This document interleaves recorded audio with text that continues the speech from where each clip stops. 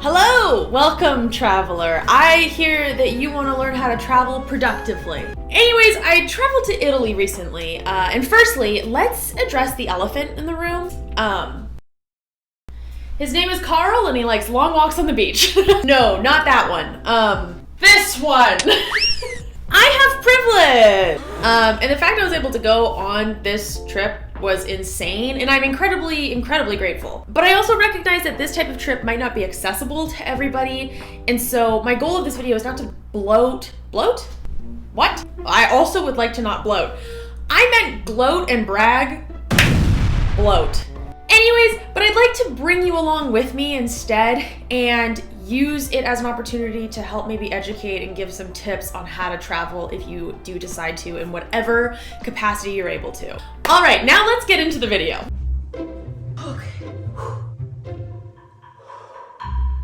To say that I'm feeling frazzled this morning is a bit of an understatement. You're going to Italy, shut the fuck up. Stop complaining.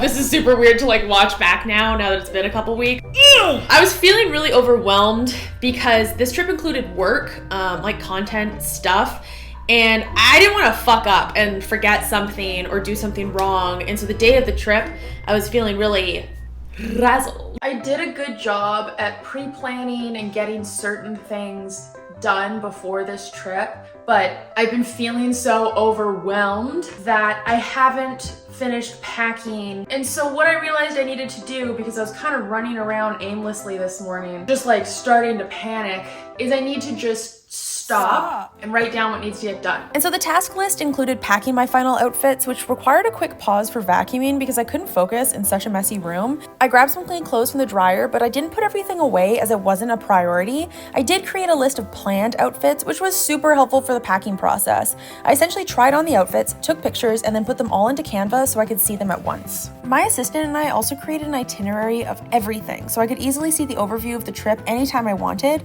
So when I left, I felt confident I would be on time for everything, which is usually a huge anxiety inducer for me. A fear of the unknown can be hard for me, so we even street viewed some of the spots we were going so I could mentally prepare to be in that space. For my 24-hour travel day, I also ensured I was in sensory safe clothing. What does this mean? Well, I wore clothes that had layers that were easy to remove in case of overheating, I wore comfortable leggings that weren't too tight, and I wore shoes that were comfy and easy to remove for security and on the plane. I wish, however, that I brought a change of socks and a different t-shirt because by flight number 3, I felt super gross. Having deodorant in my bag helped with this though. We are now in Amsterdam, and we made it on time. I did not sleep on the 9.5-hour flight, and so we have Red Bull. Luggage. Oh yeah. So I got an AirTag as well, and as we were getting to the airport, I set it up and then didn't put it in my luggage, and it's in my backpack. So we're just gonna hope that my luggage arrives as well. I look homeless. I also ensured I asked for priority boarding on all of my flights by talking to the gate attendant. This made boarding a lot less stressful and overwhelming, and they were always accommodating. They even moved my seat to an open aisle to give me room away from people. We then arrived in Italy, and I must say, these guys drive like crazy motherfuckers. I was stressed for my life, but we got McDonald's and then went to sleep pretty much immediately. And we picked this hotel because they had a nice breakfast. Good morning from Italy. Day 1 in Italy. We got up. We're just grabbing coffees now, getting breakfast. It's like 7:30 in the morning right now. We have to get our car for 8. Look at this guy. Day 1. We did sleep with a chair against our door last night, but details. Like many neurodivergent folks, I have food difficulties, and so hotels are actually a good option for this because they usually have like a continental breakfast that kind of works for everybody. So that's what we did our first day. We went to the wrong place to pick up our car, paid 30 euros, and we're a 15-minute walk away. Love that. So now we're going to the right spot, hopefully. Oh. What just happened, Em? I got to use my 12 years of French immersion knowledge. We got lost. We couldn't find the car rental fucking anywhere, and so we went into a gas station to ask for help, and he spoke French, so Em was able to ask, but he was like, you know, do you speak French? And I'm goes, si. I was panicked under pressure. So now I think we're going in the right direction. We'll see. Yes, I realize a car rental is a luxury and not everyone will be able to afford this, but I would say it was worth the money if you can. It gave us so much freedom and took a lot of the daily stress away. We did it. We made it. We parked in a fucking cave. Look at this. Insane. The driving here is really aggressive and a little bit stressful, I'm not gonna lie to you. And we did great. Thank you. I tried my best. Now we've got a little bit of a walk through adorable streets. And then we're going to the museum. I did also make sure I had a data plan so that I could use my maps the entire time we were there, which super helped with the stress levels. We are inside the, how do you say it? Archaeological museum. So last we venture on. The bangs are starting to not bang, but that's okay. And now it's time for a quick word from our sponsor, Loop Earplugs. Loop Earplugs allow you to experience the full spectrum of sound without the sensory overload. As a neurodivergent person with sensory issues, these were a lifesaver. And look what my followers had to say about them. If you'd like 15% off your purchase of any Loop earplugs, use LoopXHaley at checkout. I used the Engage Plus earplugs this trip and I couldn't recommend them more, so use the link in my bio to check them out. Now, back to the video. We're walking down one of the busier streets, and everywhere we look, there's photo ops and things. So Em's getting her camera out.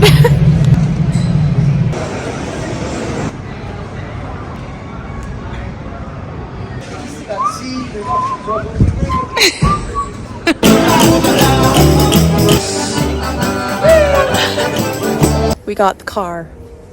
Yay. And we made it to Pico Akense. Our first hotel is our first hotel. No, this is our second hotel now, but it's an Airbnb. Just wanted to quickly show you the view because, you know, it's actually unbelievable. 1, 2, 3, 4, 5. Good morning, everybody. So, we had our breakfast. Now we just arrived at Pompeii. Here we go.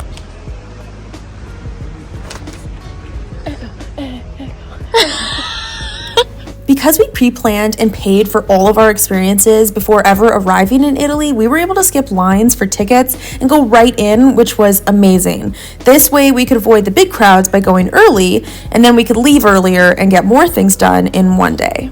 So, I did a Pompeii speech when I was like 10 years old, and so it feels very full circle that I'm now here exploring. Look at this. It's like, how did this happen? Huh? Haley, Haley, Haley, the explorer. It's hard to keep thoughts inside the head sometimes. And again, because we had an itinerary, we were able to plan when we needed new outfits for different activities. And again, having the car, we could leave things inside of it. So we packed second outfits for our next activity. We actually pre-planned the fact that we needed an outfit change between activities. Okay, it's cold, let's go. Em looked through Airbnb experiences and found this wine tasting tour on Mount Vesuvius, which was insane. So definitely browse there for experiences and deals. Another key point to traveling as an ADHD person for me is scheduling unscheduled time. I know that sounds redundant, but we had a free evening, which ended up being my favorite one on the trip. We found the devil's lettuce and booked a last-minute spa opening at our hotel, and it was transcendental.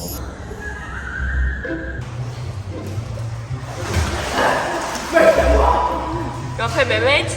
I want to play mermaids. Good morning. Today has been our slowest day thus far. We've had breakfast, we relaxed, we rested, we chilled, then we packed all of our stuff up, and now we are headed to Positano. I started crying, and I will show you why, but my God, I just feel so like thankful and humbled, and this is what we're looking at right now. Oh my God. Even though we were here for content specifically, we intentionally spent time off of our phones, and this was huge for us for enjoying the moment and being in the moment. Good morning, everybody. Today we are going to Capri. We've got our itinerary with us, which is really nice. And we are... We did. What? Oh, we chugged a glass of wine. but they're actually dropping our car off to us because the parking situation was kind of weird and we would have had to walk a really long way. So they're dropping the car off to us.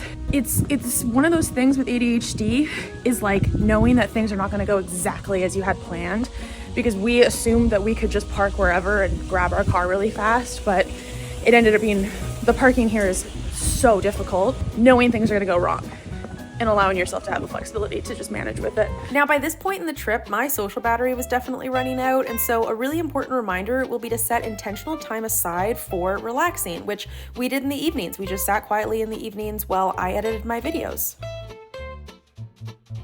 Check it out, guys. This is my crib.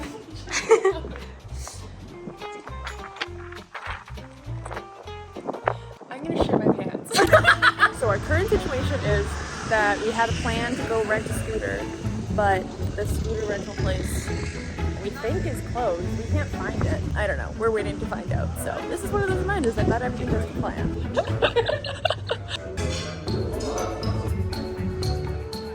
Oh no, my fucking stimulus.